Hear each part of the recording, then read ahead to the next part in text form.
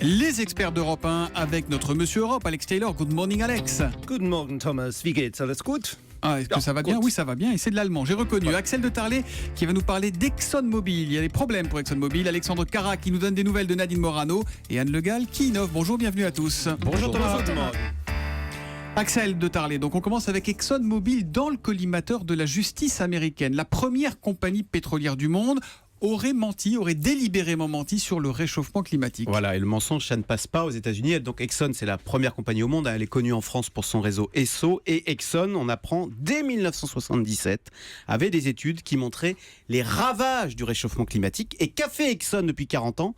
Il a passé son temps à minimiser les risques, à expliquer que l'homme n'était pas responsable du réchauffement climatique, et ce à grand renfort de campagnes de publicité. C'est pour ça que les Américains... de la propagande, quasiment. Exactement, et c'est pour ça que les Américains, pendant très longtemps, étaient climato-sceptiques. C'était à cause des campagnes de pub d'Exxon, qui a dépensé des millions de dollars dans les journaux pour faire des pubs, pour expliquer que le pétrole, c'était fantastique, et que le réchauffement climatique, c'était des pures fadaises. Donc aujourd'hui, ExxonMobil est rattrapé par la justice, qui vient d'adresser à la compagnie une assignation, lui demandant de lui fournir... Enfin, vous voyez, la justice américaine s'est mise en branle, tous les documents, tous les emails, Personne etc. n'est protégé aux États-Unis dans ces cas-là. Voilà. Qui qu'on soit, quand la justice attaque... Voilà, la justice. Alors attention, la justice ne reproche pas à Exxon d'être climato-sceptique. La justice ne reproche pas à Exxon de vendre du pétrole. Elle lui reproche simplement d'avoir menti, d'avoir trompé le consommateur et les actionnaires sur la toxicité du produit. Et ça rappelle étrangement deux autres affaires. Ça L'industrie du tabac. L'industrie du tabac, qui s'est soldée 200 milliards d'amendes. Ça rappelle les banques qui ont vendu des subprimes en dissimulant aux acheteurs la toxicité des produits subprimes. Tout ça pour dire qu'aux États-Unis, il y a un vrai contre-pouvoir quand même, qui est la justice américaine, qui a fait le ménage dans le tabac, qui a fait le ménage dans les banques, et qui, vous le remarquez, avec Volkswagen et Exxon maintenant, est en train de faire le ménage dans la pollution au CO2. C'est peut-être une bonne nouvelle. Après, il ne faut pas être complètement hypocrite. Il y a sans doute une responsabilité d'Exxon, mais il y a aussi une responsabilité des pouvoirs publics. C'est aussi aux politiques de dire à un moment, attention, oui, il y a mais ils n'ont danger, pas il y a réagi. Les seuls qui réagissent, c'est la justice américaine. Et puis Exxon, c'est peut-être le premier de la liste, si on s'en tient à la jurisprudence justement des vendeurs de cigarettes ou des banques. Oui, mais Exxon a menti. Total n'a pas fait de la pub pour nous dire que le pétrole c'était fantastique. Exxon l'a fait. Ils ont eu des scientifiques maison qui étaient pipeaux, quoi. Oui. Voilà. Pipeau. Voilà le mot du jour pour Axel de Tarlet. Alex Taylor, ça va mal en Allemagne avec une nouvelle crise pour Angela Merkel. Oui, Thomas, c'est de plus en plus la guerre ouverte avec son propre ministre de l'Intérieur, Thomas de Maizière. Celui-ci a annoncé la semaine dernière que les réfugiés syriens en Allemagne bénéficieraient seulement d'une protection subsidiaire. C'est-à-dire qu'ils ne seraient plus considérés comme des réfugiés selon la Convention de Genève, avec droit de séjour limité à 1 an seulement et sans possibilité de regroupement familial. Ensuite, en fin de semaine, il a rétracté. Puis à nouveau, il a insisté là-dessus hier. Donc ça fait toutes les unes ce matin, y compris Bild, qui croit que ces jours sont comptés. Ça commence à faire désordre quand même là. Ça commence surtout, si vous vous permettez... En France, on appelle ça des couacs. Des couacs, oui. Pipo et couacs, c'est pas mal. Donc ça commence surtout, si vous permettez, à ressembler à la pièce Jules César de Shakespeare. Merkel comme César est dans le rôle de Brutus, le fidèle des fidèles qui manie le poignard. Nous avons le ministre des Finances qui est d'accord avec le ministre de l'Intérieur et poussé en plus par le Premier ministre de Bavière qui lorgne la place de Merkel.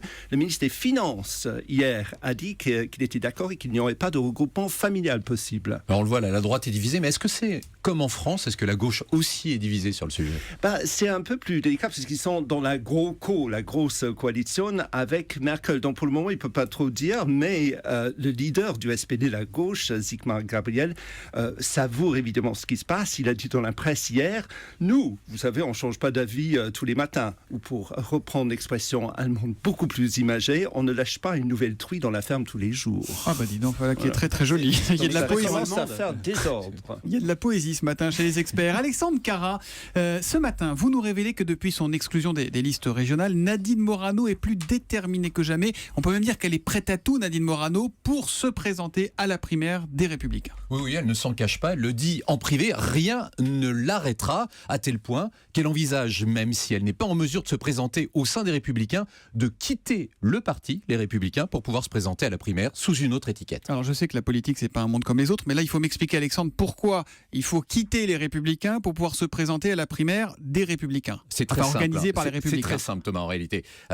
Avec les règles de la primaire, Nadine Morano ne serait pas aujourd'hui en mesure de se présenter chez les Républicains dans son propre mouvement, tout simplement parce qu'elle a besoin du parrainage de 250 élus locaux, dont 20 d'un parlementaire et également de 2500 militants. Et ça, pour l'instant, elle n'a aucune chance de les trouver. En gros, vous nous dites qu'elle n'a aucune chance de se présenter à la primaire, en l'état, à Non, date. Là. à moins qu'elle quitte le parti. Je m'explique. Si les règles sont sévères au sein des Républicains, elles le sont beaucoup moins pour les partis associés. Par exemple, Jean-Frédéric Poisson, le député des Yvelines, dont vous avez tous entendu parler ici, se présentera. Oui. Il est candidat aux primaires, Voilà, c'est vrai. sera candidat aux primaires sous l'étiquette du parti chrétien-démocrate. Il y aura probablement également un candidat sous l'étiquette UDI. Donc vous le voyez, si Nadine Morano quitte les Républicains, trouve un parti, par exemple le Centre national des indépendants, et se présente sous cette étiquette, elle a encore une chance de participer à les primaires. Vous savez, d'autant que ça lui donne des ailes en ce moment. Il y a eu un sondage récemment qui la crédite de 5% à la primaire, c'est-à-dire qu'elle est au niveau de Bruno Le Maire. C'est des ailes ras-bitume quand même, 5%. Ah oui, mais elle a augmenté aussi dans les sondages. Elle est aujourd'hui à 32% de popularité. Elle prend beaucoup à droite. Donc vous voyez, il y a de quoi lui donner des ambitions. En tout cas, c'est plus simple de se présenter en venant de l'extérieur qu'en étant au sein des Républicains. Je constate Alex Taylor. que Jules César de Shakespeare a bien dû être traduite en français, donc pour que tout le monde soit à ce point à couteau tiré. Je veux dire, c'est même une vieille tradition française. Allez, on innove et on prend vraiment de la hauteur tout de suite. Retrouvez l'innovation du jour avec EDF. Anne Le Gall, ce matin, il est question de montgolfière pour faciliter l'accès à Internet. Oui, l'idée, c'est d'utiliser des ballons lâchés à 20 km d'altitude pour servir de relais Internet quand on ne peut pas utiliser de réseau au sol. C'est l'un des projets Google, baptisé projet Loon.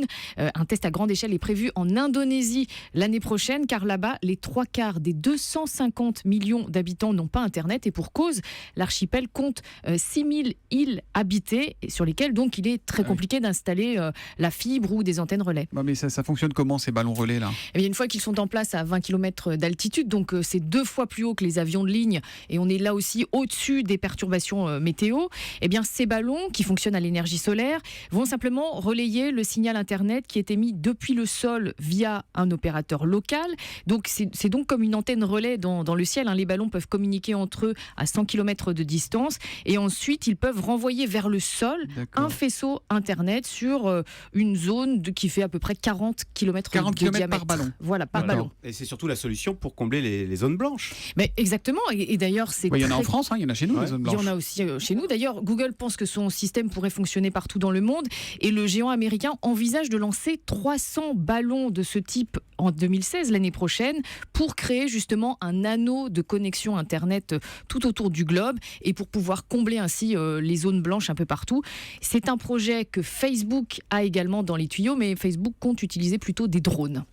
Oui, moi ça me rappelle, je ne sais pas si vous avez vu la semaine dernière, que la République tchèque compte louer des SDF pour qu'ils soient des bornes Wi-Fi. Quoi ? Donc oui, effectivement, payer des SDF, c'était dans la presse la semaine dernière, donc il y a des projets de plus en plus extravagants partout, parce que les montgolfières, ça s'en va partout, non ?